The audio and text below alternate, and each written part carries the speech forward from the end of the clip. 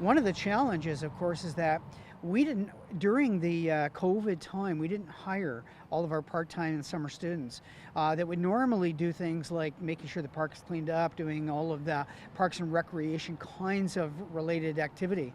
We didn't have those people to do that. So one of the challenges we certainly hope is that those that are using the park will make sure that the bins are used for garbage, making sure they dispose of the garbage.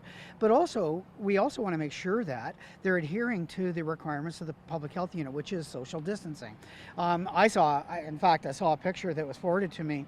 There was a group of about 20 people all around a couple of picnic benches in one of our parks over the weekend. And again, what we don't want to do is we don't want to end up in a situation because people are ignoring those things that we end up having to close those beaches like many municipalities have had to do. We're really trying hard to make sure that doesn't happen. However, so in order to do that, one of the challenges that we have is that residents assume that the town knows about those situations happening. For an example, there was a recent situation where somebody had a hibachi barbecue and had it right on the bench. Charcoal barbecues, are not allowed in the park, as neither is liquor consumption as well. And we had instances of those taking place. But what we didn't know was that we didn't have any actual formal complaints put forward.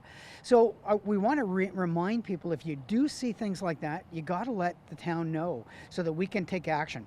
We've put more bylaw officers on over the weekend doing more checking in the parks, as well as we've contacted the OPP to make sure that they are aware of the fact that if there's some issue at Gull Lake Park or one of the other parks, that they respond as soon as they possibly can, so we can nip this stuff in the bud before it gets too far down the road.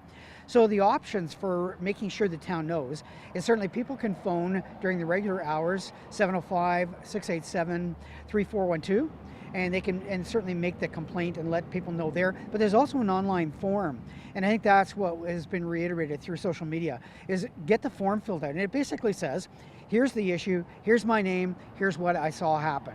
And that way it gets documented, and we can follow up with bylaw, especially if we get information specific to a particular incident that's taken place.